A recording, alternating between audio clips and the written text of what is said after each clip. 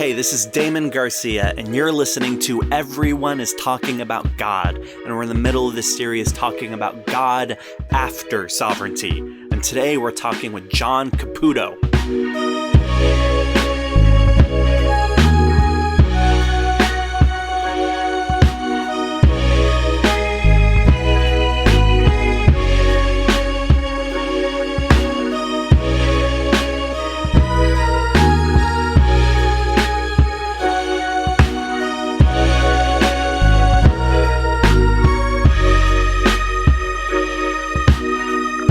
Welcome back. I hope you've been enjoying these series of interviews about God after sovereignty. And today we got the big one, the guy who probably talks more than anybody on this subject. And the title was inspired from a chapter in his book, The Weakness of God, where he talks about God without sovereignty. And he gets really deep into this. And John Caputo is who we're interviewing today, and he is my favorite theologian and philosopher, my favorite person who talks about God. So this interview, I was super nervous and excited for. He has been so influential in my journey and has been a source of so much inspiration and challenge. In fact, a couple episodes ago, we interviewed Kester Bruin, and there was a part in there where he mentioned John Caputo and his influence on him, and how Kester Bruin was working through his own stuff with the past of conservative Christianity and going through radical theology and going through so many changes and having to actually apply this stuff he's talking and thinking about to his life. And John Caputo told him, yeah, after listening to you, there's some stuff you gotta just let go of already. And I loved that because when you listen to John Caputo, he talks about God in a way that it's clear he's not caught up on old junk. It's like you listen to some people today, and when you want to hear a more healthy way of talking about God, they spend way too long talking about unhealthy versions of God because they're trying still to get over that junk deep within them. But John Caputo just talks so freely about this God. And it's so inspiring because it shows us that we can be free from all this junk that we've attained through this sovereign God, through a God that is responsible for hierarchy and patriarchy and who tends to oppress way more than actually liberate. And so, as we get there, let me read you a bit of a bio here of John D. Caputo. He's a hybrid philosopher / theologian who works in the area of radical theology. Professor Caputo has spearheaded a notion he calls weak theology, by which he means a poetics of the event that is harbored in the name of God, or that insists in the name of God. A notion that depends upon a reworking of the notions of event in Derrida to theological ends. In his major works, he has argued that interpretation goes all the way down, such as in radical hermeneutics, that Derrida is a thinker to be reckoned with by theology, such as in The Prayers and Tears of Jacques Derrida, that theology is best served by getting over its love affair with power and authority and embracing what Caputo calls, taking a phrase from St. Paul, the weakness of God, a theology of the event. So, yeah, let me stop real quick. That book, The Weakness of God, you may hear it and immediately think, oh my God, what a heretic. The weakness of God? Well, that's also in 1 Corinthians 1. That comes straight from the Bible. So let me continue. That book also won the American Academy of Religion Award for excellence in the category of constructive theology. And then in his book, The Insistence of God, A Theology of Perhaps, Caputo argues that God does not exist, God insists, and that God's existence depends upon us. He has also a special interest in addressing more general audiences, like we're trying to do with this podcast, which can be seen in books like On Religion, What Would Jesus Deconstruct, Philosophy and Theology, and Truth. Yeah, he's got a whole book straight up called Truth, which is part of the Penguin Books Philosophy and Transit series. So he's done a lot. He's written a lot. He's talked through a lot. He's inspired a whole lot of people. And I know even quite a few people we've interviewed on this podcast would say similar stuff that I'm saying about Caputo, how influential he was and inspirational he was on their journey. So, really excited about this one. We get really deep. So, I'm so excited to get to share this with you. Get into it. We'll talk more after the interview.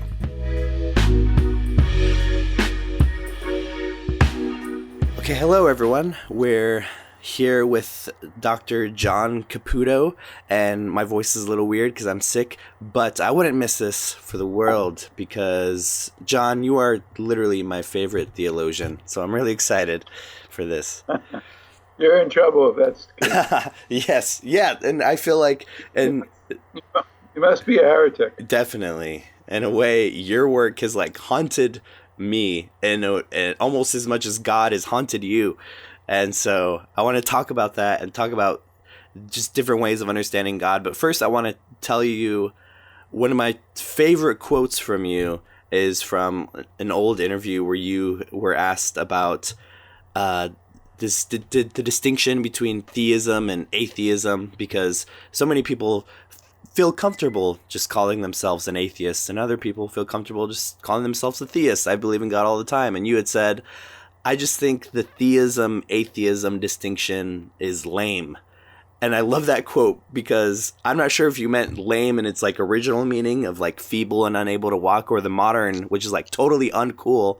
Either way, it's super interesting to me. Can you talk about that? Actually, I would have probably had in mind the more traditional sense of feeble and disabled, but I welcome the additional sense that I probably didn't have in mind. Yeah, I mean, I think that it waylays a lot of discussion in theology and philosophical theology, and it sets up a binarity that you need to break. I mean, if you don't break it, you have just polarized positions, and then people don't see the sense. Classical Orthodox Christians in particular don't see the sense of my speaking about God if I don't mean what they mean, which is a theistic, omnipotent, omniscient being. With all those omni attributes. And if that's not what you mean by God, then you're equivocating by using this word. And so that's an important barrier to get over. I mean, you've got to scale that hurdle because otherwise nobody can hear what you're saying. And the guy in the history of theology who I think was the most successful at overcoming that and undoing that was Tillich. When Tillich said, well, look, atheism about that theism, being an atheist about that God is not the end of theology, it's the beginning of theology. It's the beginning of theology of God as the ground of being, as the sort of depth dimension in being. And that, I think, is sort of the breakthrough position in the formation of what we're calling nowadays radical theology. I think Tillich there's been a kind of recovery of Tillich in the last 5 years or so, or 10 years even, because a lot of radical theologians.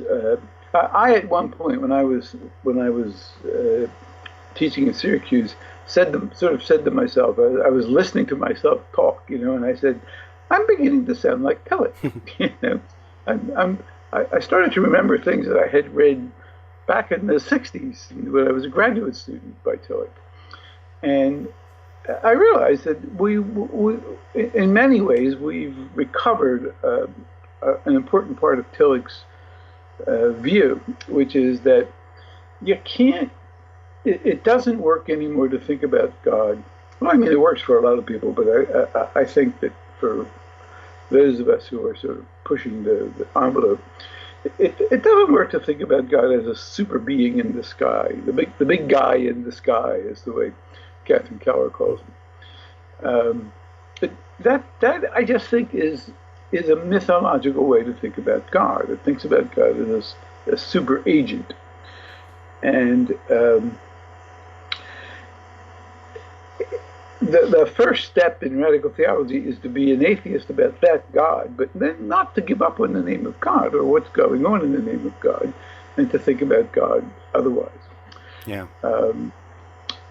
And consequently, not to be an atheist about that God is not to be an atheist, period. It's to move past this distinction between theism and atheism, which is it's a black hole. I mean, if you get caught in that thing, you'll never get out again. You're going to be one or the other. You're going to be, one of the new atheists, who are, I think, a pain in the neck. Yeah. Or a classical. You'll be stuck in classical theism. So, and I really do think it's a mythological way of thinking. I think it's the way people thought about God in a pre-Copernican world, where they thought the Earth was the center of the universe, and humankind was the masterpiece of God's creation, and there was a special relationship between God and human beings. And God we're finite persons made in the image of the super person. And I think that there's something to be said for that as a story, as a narrative, literally as a mythos. But I do think that's what it is. And you've got to, in breaking with theism, you also have to break with atheism, and you need a position that you could properly call post-theistic, which is neither theism nor atheism. Post-theistic, so it's another post. Yeah. Postmodern, post-secular, post-theism. Yeah, and how would someone know if they're post-theistic? How would you know it's there? Like as a epistemological problem? Yeah. How would people who identify as post-theistic, what does that mean? How do they believe? Well, it's less a question of faith in a being than it is a certain resonating with or sense of the being of beings, the ground of being, the sense of being. And so that's why, I guess part of the answer to what you're asking me is, that's why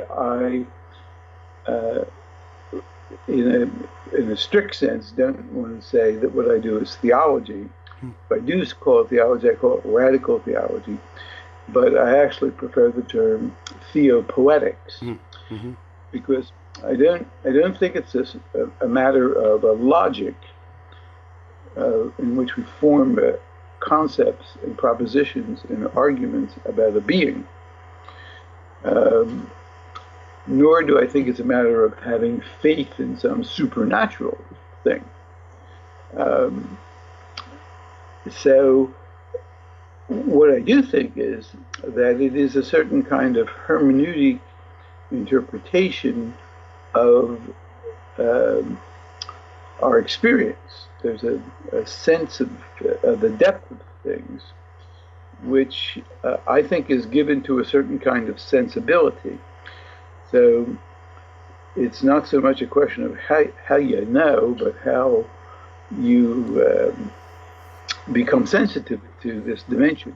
Not so much a question of how you know this being or being of beings, but how you acquire a sensitivity to or a sensibility for this dimension in things.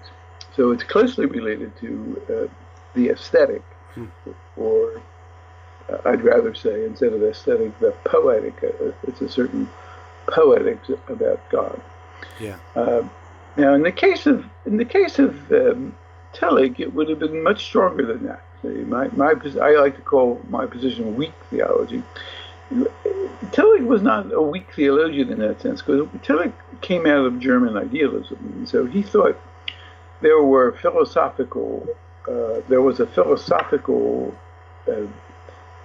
basis for holding to the ground of being as the inexhaustible ground from which beings emerge and into which they return. So he really did think there was a philosophical argument here that you could sustain.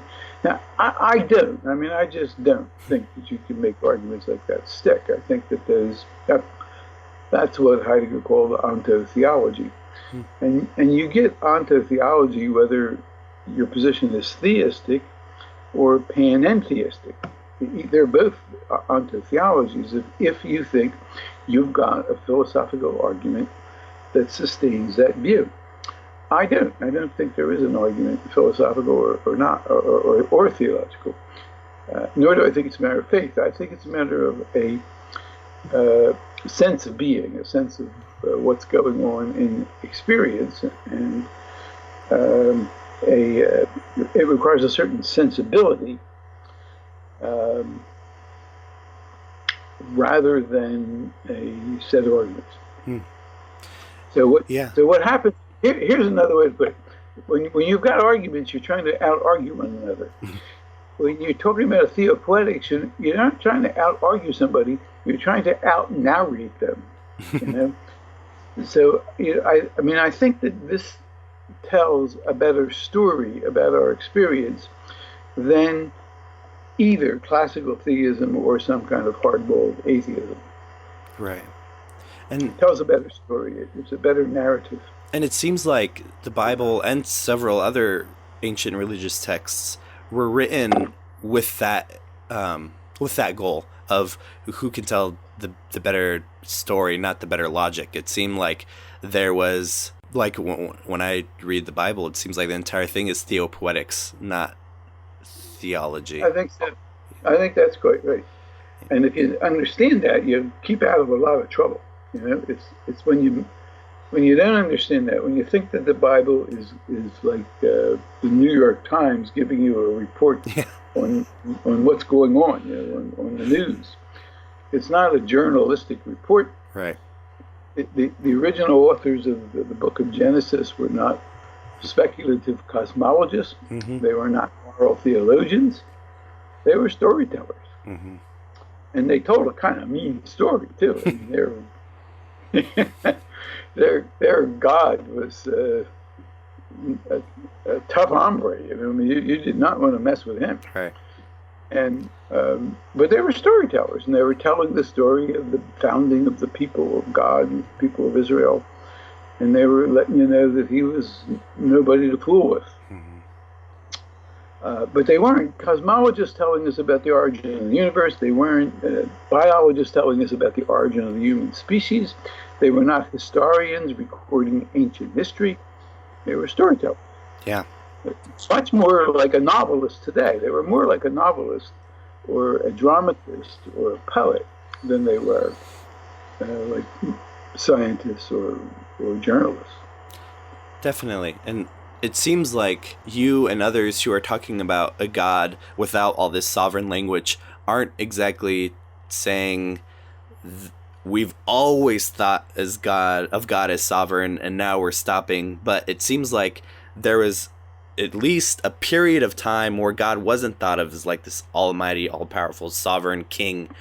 And then there was, as monarchs came into play, and now we're like kind of thinking, kind of remembering it wasn't always this way. There's definitely been influenced by a lot of our world. And I don't want to say going back to anything, but just realizing that a lot of this was just constructed and can easily be deconstructed. Yeah. Well, I mean, it's an ancient trope, the notion of the kingdom of God and God's rule. You don't have a theory of omnipotence in the modern Christian sense until the 2nd century Christian era. Yeah. But you do have a good notion of God as almighty, as the mightiness, the might of God in the scriptures before that. I mean, the scriptures didn't think God created out of nothing. That's pretty much a second century Christian era theological innovation. They thought he breathed life into the elements. You know, the elements were sort of sitting there, and then he breathed life into them. Yeah. So he was mighty. You know, he certainly was mighty, and he was Lord.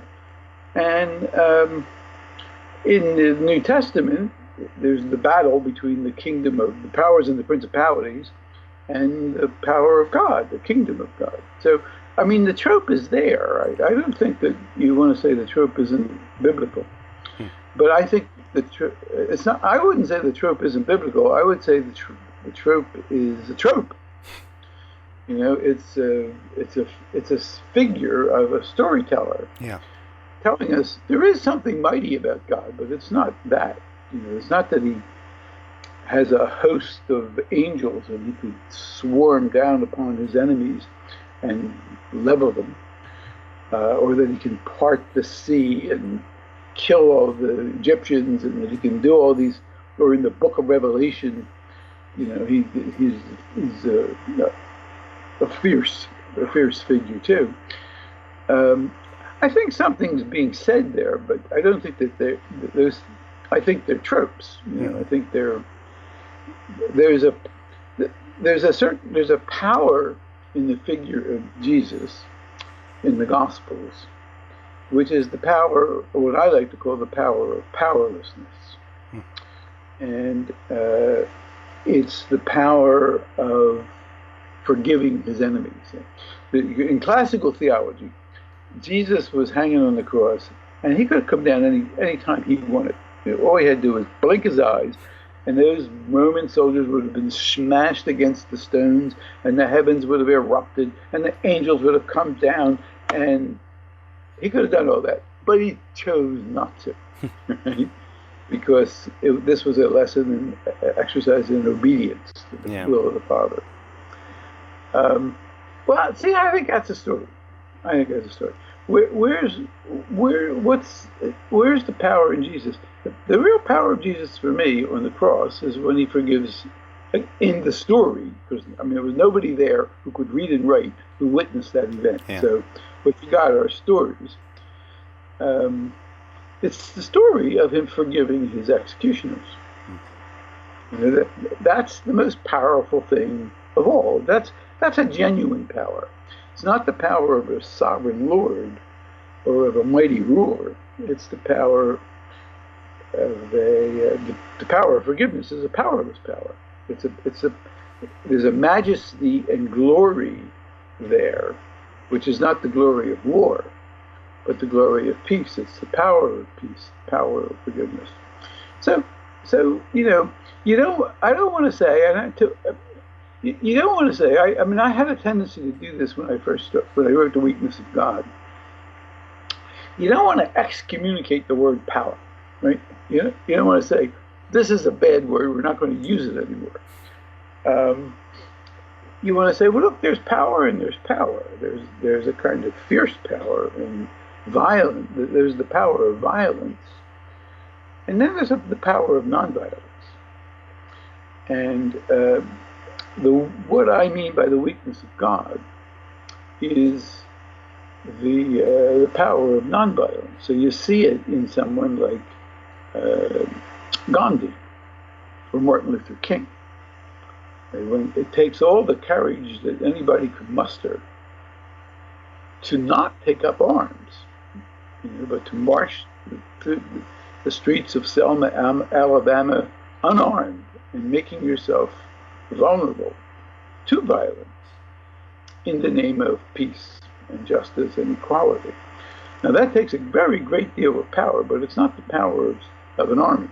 It's not sovereign power. It's the power of justice, the power of the call of justice, the power, the grip that the call of justice has over us. And it shames the powers of this world. And the problem you run into is, as a strategy, is suppose you're trying to shame the shameless. That doesn't work. You just get killed. It doesn't, or you lose. So it's not even a strategy. It's a strategy, but it's a strategy that is willing to lose because it's standing on its own the value, the intrinsic worth of justice or of mercy or of compassion or of love, and but it's got a certain power. So I wouldn't say the Bible's completely innocent of this. I think that the Bible has thought about God in terms of a mighty power, and a host of angels really meant an army. Yeah. And what's interesting about Jesus is that he doesn't think like that. Yeah. And this distinction between these two powers reminds me of your quote in The Folly of God, where you say, "The name of God is not the name of a visible existing being, but the name of an invisible, inexistent, and unconditional call that rises up from the bodies of the hungry, thirsty, and imprisoned." Can you talk about that a bit? Did I say that? That's very good. That's exactly what I think. Yeah. Yeah. And so, how did you get to that point of writing that? The pivotal figure, I guess, would have been Derrida's analysis of justice in a piece that he did back in the late 1980s. I think it was 89, called "The Force of Law." And he made a distinction between the force of law. So the law has force, right? Because the law has the police, the law has the courts, the law has jails. So the laws have force. But justice, that's the way he put it in that essay, he says, justice, if there is such a thing, is without force. What justice is a kind of unconditional claim without force. Of course, you can always walk away from justice, or you can always ignore it, or you can always defy it or disobey it. If you defy the law, you might get away with it, but you might not. The law will come after you. The law has a long arm. The law has force. And the law may or may not be just. But justice in itself, if there is such a thing, as he said, Ciliana, in French, he's saying, if there is such a thing, is without force. So he spoke of the unconditional without sovereignty. And that's basically the model that I have in thinking about God. That's exactly what I think God is, unconditional without sovereignty. He's not a he. God is something's going on in the name of God, which as which in radical theology I want to try to articulate. So I think the name of God, in the name of God, something's getting done in that name. Something's happening. Something's resonating. Now, when I say that, I mean I'm speaking as a Westerner in a monotheistic tradition with a monotheistic language. It wouldn't necessarily that word and the force of that word might be quite different in other contexts. But then my bet would be that there would be other words and other ways of thinking and speaking in which something comparable would be getting itself worked out. So, sometimes people say, well, why do you keep talking about God? Why don't you just talk about justice or forgiveness? And I say, well, why did you pick the name of God? And I said, well, I didn't. It picked me. I mean, it's the one that I was there to welcome me when I woke up in the world. It was particularly back when I was a kid, when I was a child in a very Catholic world. I mean, it was a sea of religion, Catholicism, and so it's the word that has sort of haunted me all my life.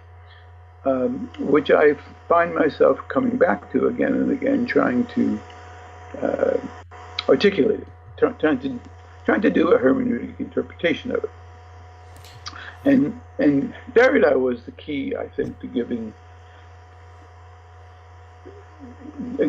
me going down the road of weak theology or radical theology. Derrida's analysis of justice in the law. Yeah, and I think a lot of people can understand what we're talking about when we talk about like justice. Like I like to use the example of Levinas talking about thou shalt not kill, and how there's the law above us saying that thou shalt not kill, but then there's something else in the face of the suffering that calls to us, thou shalt not kill.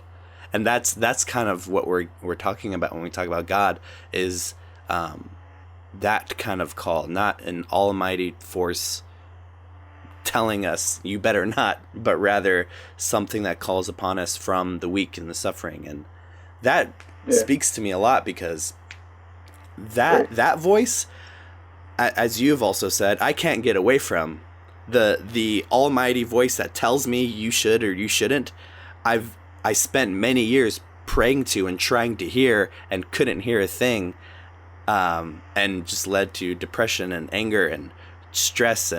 But the other call, the call from the weak and the suffering that calls for justice, that's a call that we all can respond to, and a call that none of us can get away from. But yeah. We can ignore it, we can defy it, but it's there, and if you ignore it or defy it, it'll haunt you. Yeah. At least we hope it'll haunt you anyway. I mean, things are becoming so bad these days that you wonder if people have any conscience left, or they have any ability to discriminate their experience. I mean, we're so badly polarized. Yeah. But that's right. I mean, I think that's exactly what I think. It's why I think religious language is valuable, and why I think religion is valuable, because it's a very powerful form of literature in which that voice is preserved. You know, it's enacted. And for a long time, for a really long time, most people took all of that in a more or less literal or straightforward way.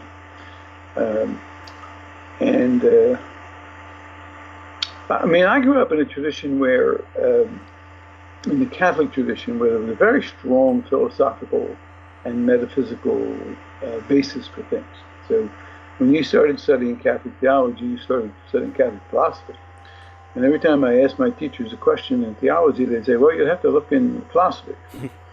And because we were learning Thomas Aquinas, the theology of the Catholic Church in those days was the theology of Thomas Aquinas. And that was drawn, as you know from Luther, a lot of that was founded on Greek philosophy, and Aristotle in particular. So I was used to a tradition that was asking rational questions about this. So Thomas Aquinas in the Middle Ages, generally, they understood that the Gospels and the Old Testament, the Jewish scriptures, were imaginative, literary works. And so Thomas would say, well, if you call God a rock, or you call God a lion, he said, you don't mean that literally, you mean God, it's a figure. And so all these things, so many things in the scriptures for him were figures. And there was a rational explanation for them if you just sat down and read some Aristotle, and you'll be able to explain this stuff rationally. And that was my training. You know, my training was in theology and the metaphysics that supported that theology. And so there was a tradition of saying, well, you know, these are stories, and we've got to think these stories through. But the way that I was taught to think them through was in terms of metaphysics, you know, a strong metaphysical explanation. What I came to realize the more I worked in contemporary continental philosophy and in hermeneutics was the way to explain them was you didn't want to take them literally. You wanted to explain them, but the way to explain them was not metaphysics. It was literature. It was to understand them as narratives, as poetic explications of and poetic renderings of the human condition. But then you needed to have a good idea of literature, because you didn't want to start thinking about literature the way we do in modernity, as a kind of weekend pastime, something you do when you need a break from your job. You don't want literature to be merely aesthetic. That's why I don't use the word aesthetics, because it makes it sound like it's just like it's a subjective pleasure. It's a pastime. It's an amusement. But the better word for me is poetics, because a poet has a deep insight into the nature of reality, but it's an insight that can't be gathered with logic or science. It's an insight of its own. So Aristotle said a very interesting thing about poetry. He says, if you want the facts, study history. But if you want more universal truths, read the poets. So he didn't think of the poets as subjective and the study of facts as objective. He said, well, there's a study of facts, but then there's a study of these more sweeping and powerful truths about our condition. And he says, well, the poets, they're the ones that read for that. And so you go to a great novel, it's in the fiction section of the library, but it's not fiction, right? It's telling you something deeply true. Any work of art is telling you something that's deeply true, but it's not true the way a proposition is true. So I think that you need to understand that the scriptures are narratives and parables and striking sayings that need to be understood, interpreted, and explained. But the explanation is not going to come from science, and it's not going to come from metaphysics. It's not going to come from physics. It's not going to come from metaphysics. It's going to come from a kind of theopoetics, which sees the religious text, the great scriptural text, as a kind of religious poetry, where poetry is not subjectivistic. Poetry is capturing something about the human condition. Poetry captures the universal, not the particular. Yeah, and it's a type of truth that that sticks with us and haunts us more than facts do. And I also wanted you to speak on the difference between seeing God as a projection, which many atheists can try to do, is like we are projecting our own goals and thoughts or the biggest selves onto a figure called God, a projection, and as you say, a projectile. What is the difference between that? Yeah. Well, I mean, obviously it goes back to Feuerbach, right? Feuerbach said God is man writ large. Yeah. Theology is anthropology. So we project upon this super being. We project our own attributes. We multiply them to infinity, and then we project them upon a super being called God. Yeah. Now, that's a useful critique. I mean, I think that you don't want to get rid of that critique. That's important. And I think a lot of times that's exactly what religious people are doing. I also think it's one of the reasons why you don't want to think about God as somebody. Because when the classic, I think classical theism has a much more difficult time with that than we do, because it really has thinks about God as somebody like us, but who's really great. Yeah. Who can do everything we can do and then some. Can do whatever we can do to infinity. Now, that's a useful critique of the theistic conception of God, and it's why I think the theistic conception of God is prone to to a kind of mythology, or even, as Tillich said, a certain half blasphemous, because you're sort of reducing God to somebody in particular, to a being. So, after having said that, I think that we should listen to this criticism of religion as projection, we should then move on and say, but that's not the end of it, because once you get past that projection, you've got to understand that something is going on that is bigger than us and greater than us and deeper than us and older than us, which has us before we had it, which got there before us. Being is more primordial than you or I. It is the depths of things, the ground of being, what both Tillich and Derrida call the unconditional, is something that's prior to us, and it has us before we had it. So it's a projectile headed at us, not something we projected. The depths of being, the depths of the mystery of things is something prior to us. And God, the name of God, is one of the ways that we give words to that. So something has us, something lays claim to us, something interrupts us, keeps us awake at night, overtakes us. And there are various ways to name it. And for those of us who have a religious vocabulary, the name of God is one of those names. And that's not a projection. We're not projecting anything at that point. We've been laid claim to by something of unconditional importance. So when you go back to your example of Levinas and the face of the other, there's no projection there. Yeah. We are. Levinas likes to use the accusative rather than the nominative. So instead of saying I, he likes to speak of the self in terms of the me, the one who is in the accusative relative to the other.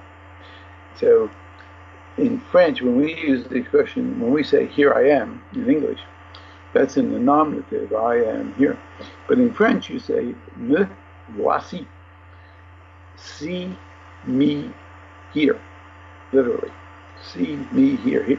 So when and Levinas says, and I think I've looked into this, and this seems to be true, that the French is translating the Hebrew.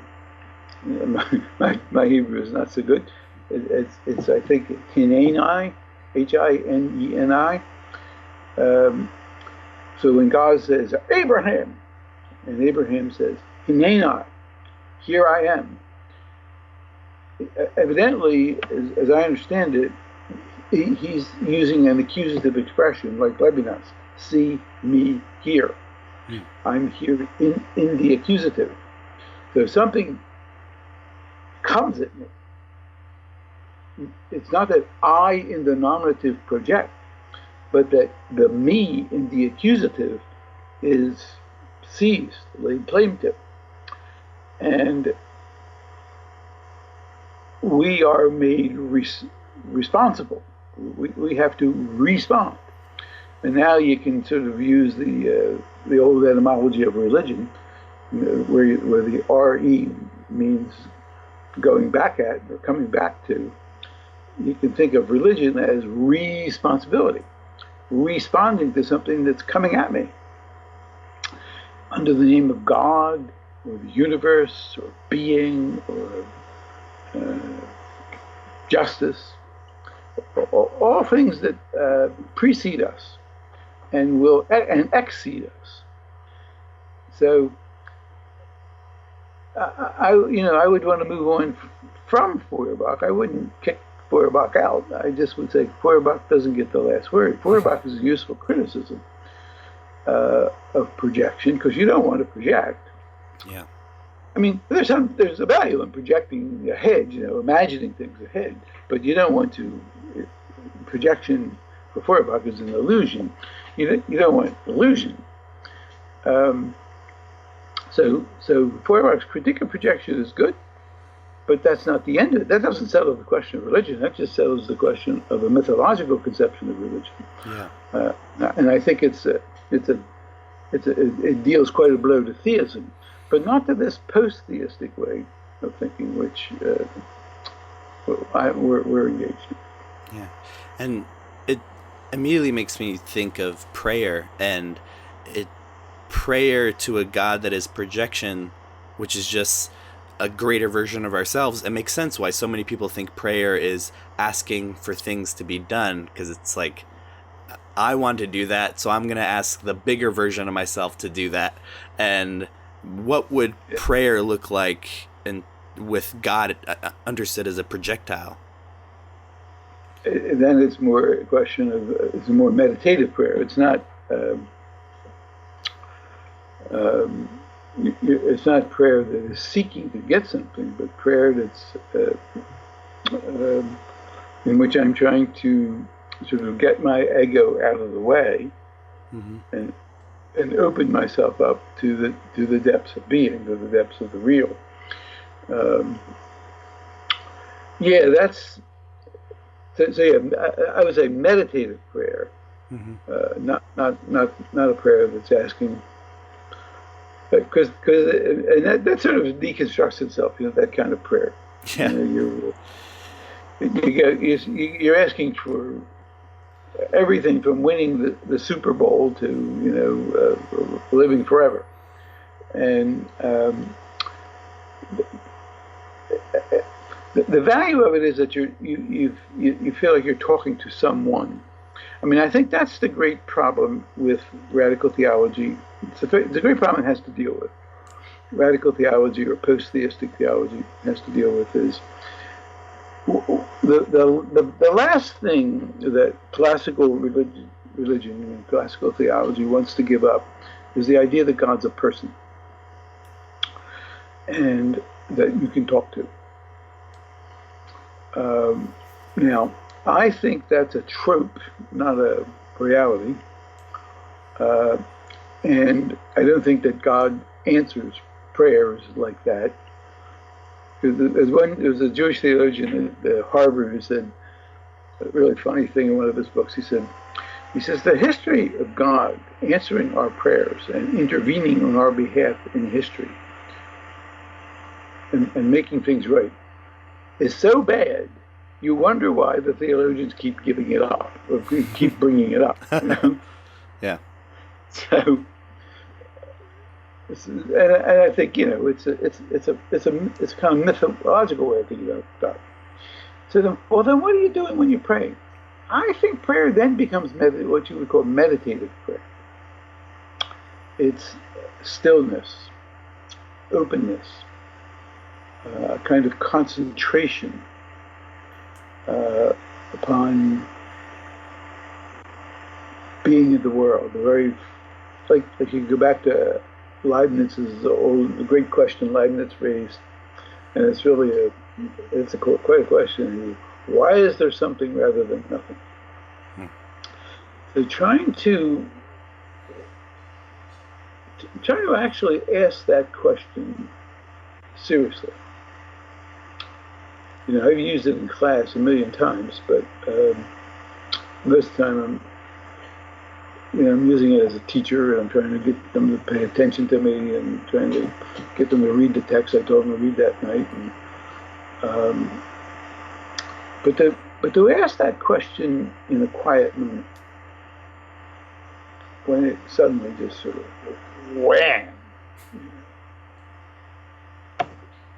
Why isn't there just nothing? Well, that kind of meditativeness, I think, is what prayer is. Mm-hmm. Not only about the mystery of being, but about the mystery of injustice. Someone is wrongly imprisoned for 25 years, or 35 years, and they finally get out. The DNA test nowadays discovers they're innocent. It's just lost, ruined time. that you'll never get back. How can that happen? What is this? What's going on with this kind of pain, crime, injustice? Well, I think opening the self to mystery. There's Gabriel Marcel, a great Catholic philosopher, made a distinction between problems and mysteries. And problems you can solve. Mysteries you just bring you up. They bring you up short. And with a problem you can get a solution. With a mystery you can respond.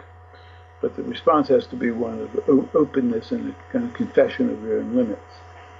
Well, I think those moments of meditative stillness are prayer in the deepest sense. And you know where you see it, ancient tradition of it is in non-Western religions, non-theistic religions. And then within the Western religion, you see the mysticism. The mystics have a sense of that. When Meister Eckhart talks about Gelassenheit, releasement, letting go, then you don't have this I asking for things, or some guilt of having offended some infinite being. You get past that kind of stuff, which I really think are dangerous tropes, to a deeper meditative openness. Yeah. Which is, I think, what prayer really is. One of the things I liked about Derrida was that he was, by the standards of Orthodox Judaism, an atheist. He's Jewish. He grew up Jewish, and he believed in God till he went to graduate school in philosophy. so it happens to a lot of people when they go to graduate school in philosophy. His very earliest stuff, when he was like 18, 19 years old, he still believed in God. So he had a religious family. He grew up in a religious family, and he had a religious tradition. And he dropped it, but he didn't drop it, because he always had a kind of. It would often come back to the notion of prayer, and he talked about a certain kind of prayer without prayer, a prayer without God, or a prayer without religion, and it meant. For him, it meant this what we're just calling a meditative openness. For him, it meant a kind of meditative openness to what he called the event, the future, the possibility of the impossible, a transformative future. So he was being a little bit Jewish, He was thinking sort of in a messianic way about the messianic age. But without the trappings of Jewish theology, without a God who really was going to bring it about and show up one day and do it. And there was a story that he quoted. He didn't find it, but a man named Maurice Blanchot found an old rabbinic story somewhere where the rabbi said, well, the Messiah is never going to show up. The whole idea of the Messiah is that he doesn't show up. The whole idea of the Messiah is hope. We live in the expectation of the Messianic age. That's not something you can write down on your calendar, and get a reminder ahead of time that it's coming. It's not a piece of chronological time. It's a piece of prophetic expectation and openness. So, and Derrida had that, and that was when he talked about prayer. He meant something like that, So, I think prayer is a very deep human structure, fundamental human structure, and I do not want to let it be the exclusive possession of Orthodox theistic thinking. I think it's much deeper than Orthodox theology makes it out to be, and I think, in fact, in Orthodox theology, it's mythologized. Yeah. That, when you were talking about the Jewish messianic, that made me realize right now how even though Christianity tried to say this is the coming of the Messianic that the Jewish has been promised, they still felt the deep need to include another feeling of Messianic hope and coming, in that it was like they couldn't just be like, Jesus is the coming. They have to be like, okay, well, he's going to come again too. Well, yeah. I mean, they had to say that because nothing happened. He showed up, and what happened? The temple was leveled in Jerusalem, and Jews were scattered to the four winds. So what good did it do?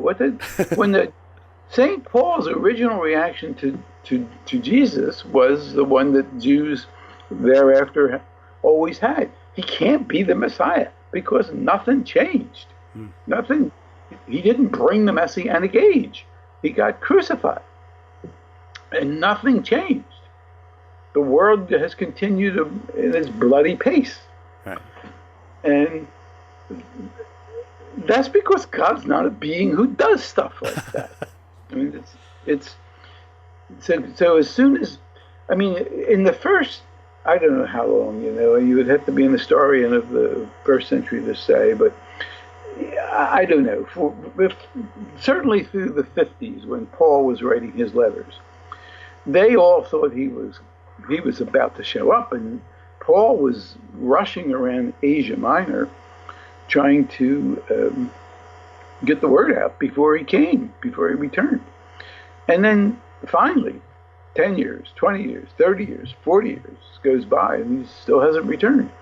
So then they start writing it down, and then they start saying, oh, well, the second coming it's not around the corner, it's a distant thing. Then they start organizing as a church. One theologian said the early Christians were expecting the return of the Messiah, the return of Jesus, and what they got instead was the church. And the church is the institution you erect in the time that you're waiting. Well, you're always waiting. God's not a being who's going to show up someday. The best estimate we have about what's going to happen in the future is that the universe is expanding into oblivion. Period. That's the end. Now, maybe the physicists will change their mind tomorrow morning, but right now, the dominant theory is that the expansion of the universe is that our solar system and our galaxy and all the galaxies and our entire universe is expanding into oblivion. Kerplunk. Kaput. And that's the end time. The end time is oblivion. And so to live in time is to be open to the future. It's time of expectation. So this message, this one rabbinic tradition said, well, the Messiah is not supposed to show up. The Messiah is a structure of expectation and hope, hoping against hope. And I think that's one of the things that's going on in the name of God. It's a time of expectation and hope. And I think it's one of the things that prayer means, is opening yourself opening yourself to the unforeseeable future, not the one you can more or less see coming. Yeah. And that you should plan for, but the one you can't see coming. Yeah, because could be this openness of prayer also means being open to trouble, right? Yeah. Right. Yeah, I'm shaking my head because we're looking at each other here, but you can't hear that in the recording. You're and if you don't do that, if you're not willing to assume that risk, then you can sort of try to insulate yourself against the future, but then you'll lead a very narrow life. Mm-hmm. And in the attempt to keep yourself safe, you won't save anything at all. You'll lose. And the only way to genuine gain, genuine progress is taking a risk.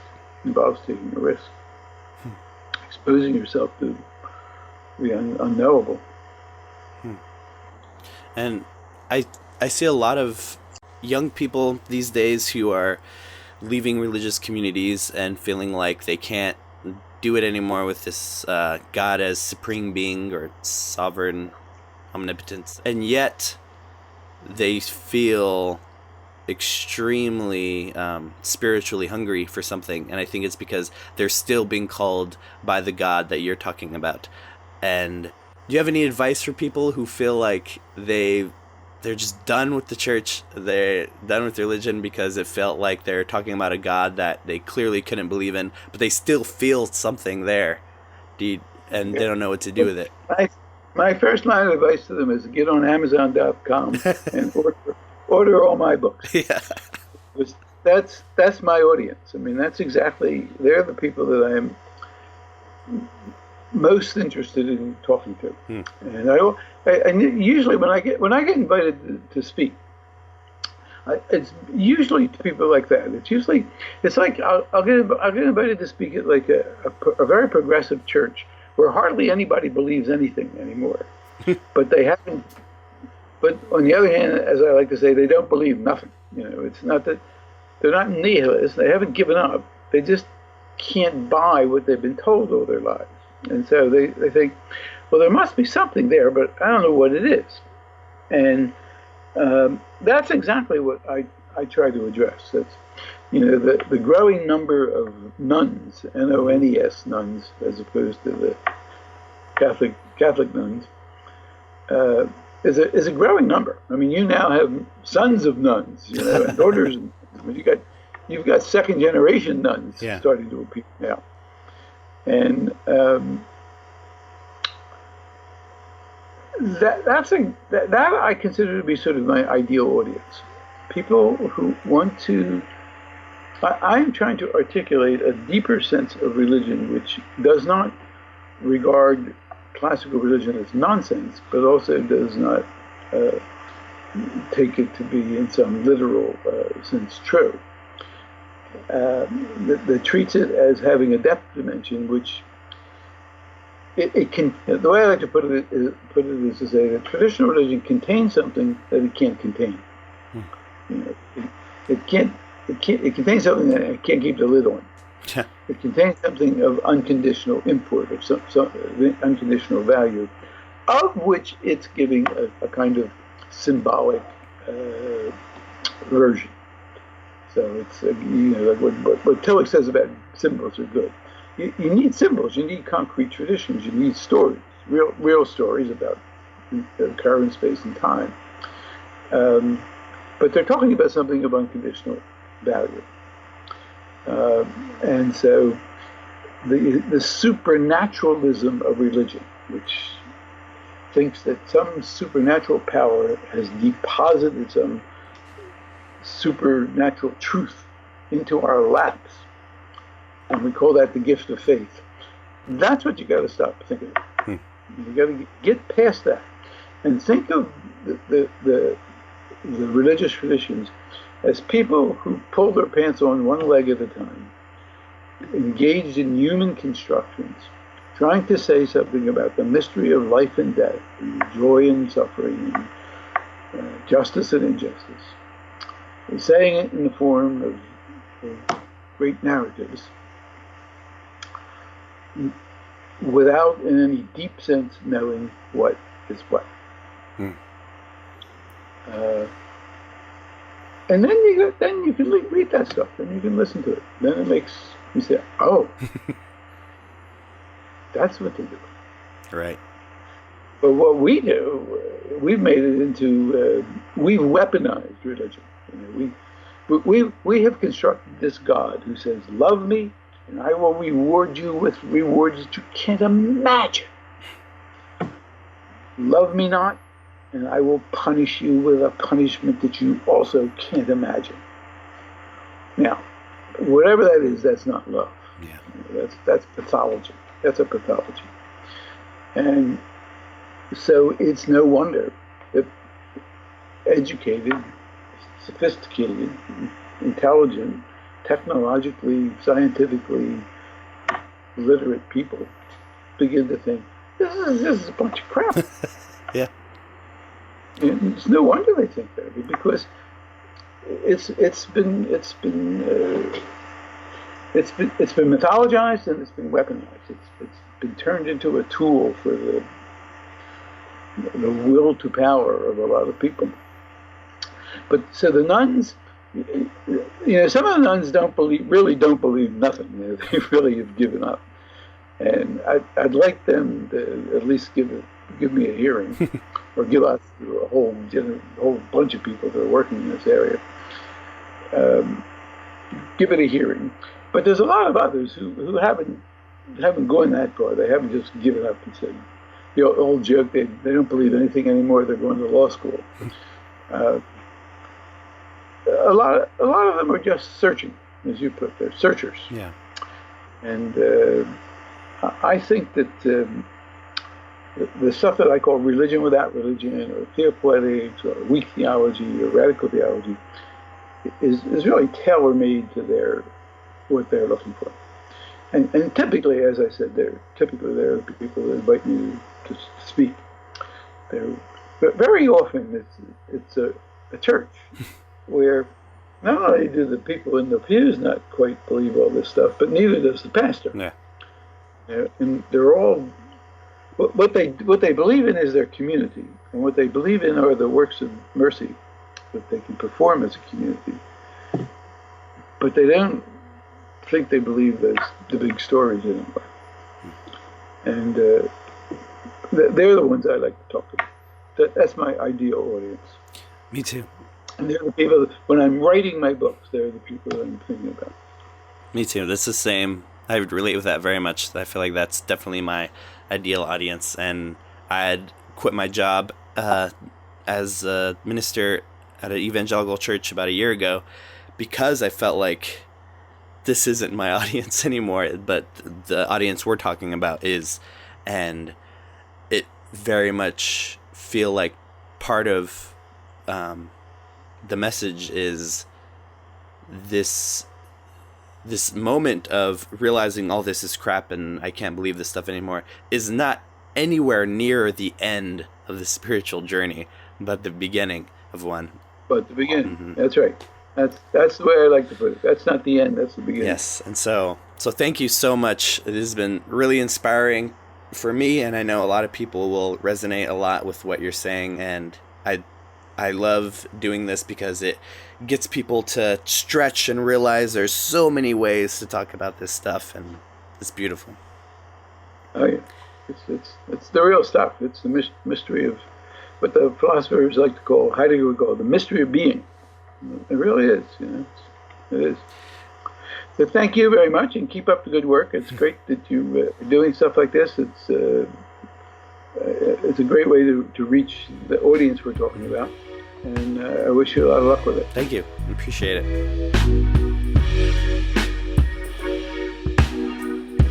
Okay, there's so many amazing nuggets throughout that interview that you can just ponder on forever and ever. And I felt that exact same way when I first started reading his books. The first book I read by him was The Weakness of God. And literally the first few pages, I was mind blown because what I started to feel was each sentence, he would fit such complexity that would take other writers at least a whole page, if not a whole chapter, to convey. It would just be, I would just read one sentence, be mind blown, and then come back and read it again. It was that, and that's just like sentence after sentence in his books. So yeah, he's also clearly a theopoet, as we were talking about theopoetics.